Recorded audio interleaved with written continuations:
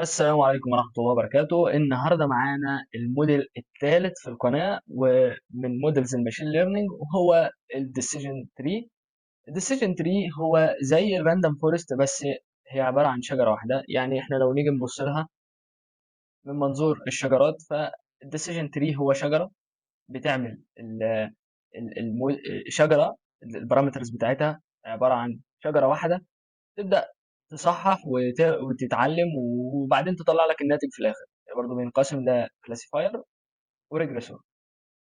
والراندوم فورست زي ما قلنا هي زي الديسيجن تري، بس هو كذا واحده. هو الراندوم فورست زي ما قلنا هو كذا واحده ديسيجن تري، يعني كذا شجره. انت بتقدر تتحكم في الشجر من خلال الانستيميتور في عدد الشجر اللي عندك، وهو بياخد القيمه الاكثر تكرارا، مش ياخد المتوسط. فالنهارده خلينا نشوف الديسيجن تري وهنتكلم فيه ازاي. طبعا هنشتغل مع بعض.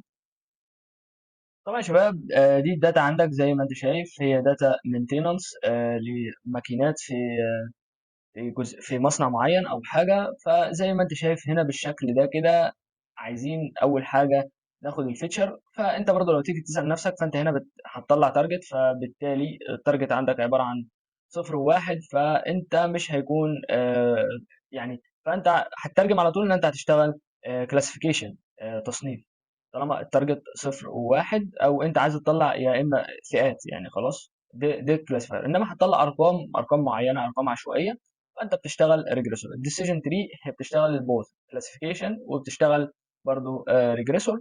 فتعال نشوف اول حاجه بنعملها في اي موديلز، هو ان احنا نختار الفيتشرز من خلال الجدول ده. فاول حاجه بسم الله، فانت هتيجي تبص هنا، انت عندك التايب انت عايز تاخده معاك في الفيتشرز. بس ركز في حاجه، ان التايب عندك هو نصوص، يعني حروف هنا.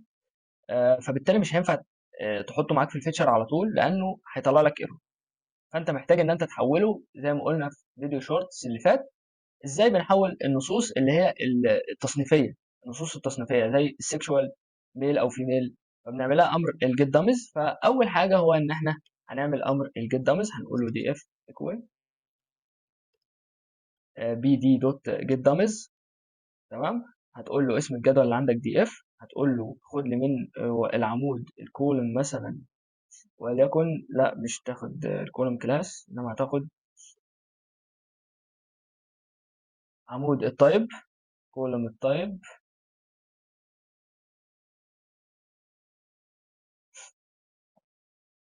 طبعا محتاجين ان احنا نرن من الاول.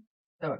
بالشكل ده كده يا شباب، يكون هو عمل الجيت دامز وبدا يصنف بقى. يعني انت مثلا لو تيجي هنا تقول له بقى ايه، آه، اظهر لي بقى العمود كده، تلاقي عمود التايب بقى كذا عمود اهو. يعني التايب اهو، تايب اتش، تايب ال، تايب ام، وهم دول اللي احنا هناخدهم معانا في في الفيتشرز.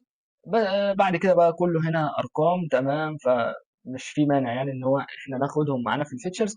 فهنقول له اكس ايكوال دي اف، طبعا قوسين، وهنبدا نسلكت الفيتشرز كلها. يعني الاير تمبريتشر معانا، البروسيس تمبريتشر، الروتيشن سبيد، التورك والتول، طبعا والتايبس دي كلها. التارجت ده هو اللي احنا هنختاره في الوورد.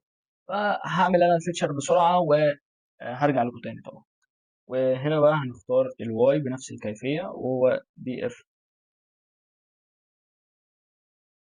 بالشكل ده كده يا شباب نكون خلصنا الفيتشرز، وهو ان احنا اخترنا الاعمده اللي هنمرن بيها الداتا. طبعا الجزئيه الثانيه وهي الموديل سيلكشن والترين تيست سبليت يعني. فهنقول له from، طبعا sklearn دوت موديل سيلكشن، طبعا import train test split. الاكس هنقسمها train test split، تفتح قوس. طبعا التست سايز والراندوم ستيت، خلي الراندوم ستيت 42، وخلي التست سايز 0.2. ماشي تمام، يعني كويس يعني. فكده خلاص، يعني احنا عملنا جزئيه التقسيم. بعد كده بقى هنخش على اختيار الموديل. فطبعا اختيار الموديل احنا النهارده هنشتغل على الديسيجن تري، فخلينا نشوف هنختاره ازاي. طبعا فروم اسكليرن، برضه هو من مكتبه سايكت ليرن، اسكليرن دوت تري. خلاص، هو دوت تري. هتimporت الديسيجن تري كلاسيفاير. انت ممكن تشيل دي، وهتلاقي عندك في ريجريسور برضو عادي اهو زي ما انت شايف. بس النهارده احنا قايلين ان احنا هنشتغل ايه كلاسيفاير، لان الداتا هي متصنفه انها كلاسيفاير. طبعا هتقول له الموديل اسمه ديسيجن تري كلاسيفاير. انت ممكن تاني تخلص الهايبر تانينج، تقول له مثلا الماكسيمم ديبس، تخلي الماكسيمم ديبس 5، تمام، يعني عمق الشجره يكون 5، ممكن تخليه 10. وهنشوف دلوقتي الاكيورسي وهنبدا نغير في الماكسيمم ديبس اللي هي الهايبر بارامترز.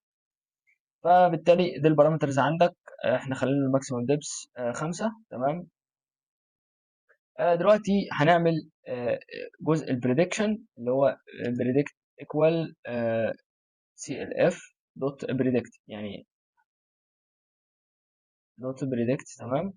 هتبريدكت الاكس تيست برضو بنفس الكيفيه. فانت عملت البريدكت هنا، هتبدا تعمل تقييم الموديل فروم اسكيليرن من الماتريكس. من الماتريكس هتجيب الكونفيوجن ماتريكس، وهتجيب اهم حاجه الاكيورسي سكور، وبرضو هتجيب الار سكور سكور. خلينا نشوف الار سكور سكور برضو معانا. فده الكونفيوجن ماتريكس. هنجيب الاكيورسي ايكوال الاكيورسي سكور طبعا للتست والبريدكشن. وهتقول له الار سكوير ايكوال الار سكور. وطبعا هتعمل برنت للثلاثه. فتعال نشوف بقى كده ايه اللي هيحصل هنا وايه اللي بيتم. خلينا نشيل دي كده، ده غلط، تمام، بالشكل ده كده. اه طبعا هنا الكونفيوجن ماتريكس ده اول حاجه. تاني حاجه الاكيورسي سكور طلع عندك 97 من 100، او يعني 979 من 1000، اللي هو انا بعتقد يعني ان ده 98%. ده الاكيورسي عامه يعني. والاكيورسي دي كويسه كويسه جدا، لان كده هو عارف يتعامل مع الداتا. طب تعالى نشوف ان لو غيرنا الماكسيمم ديبس خلينا 8، فهنشوف كده هل ده هيتاثر. طبعا طلع 98 وكسر، فحلو كده. تعالى نشوف مثلا لو علينا الماكسيمم ديبس خليناها 10. انت بتبدا تشتغل كده بقى لحد ما توصل لاعلى اكيورسي عندك، بدون ان الموديل ما يعمل اوفر فيتنج او اندر فيتنج. خلاص يعني مثلا احنا نثبته على 8 لانه كده هيعمل اوفر فيتنج. بالشكل ده كده هو 98 الاكيورسي، والار 2 هي قريبه من النص. فبشكل انها طالما قريبه من النص يبقى الار سكوير حلوه، يعني برضو الاكيورسي عنده عاليه شويه. بالشكل ده كده هو ده الديسيجن تري.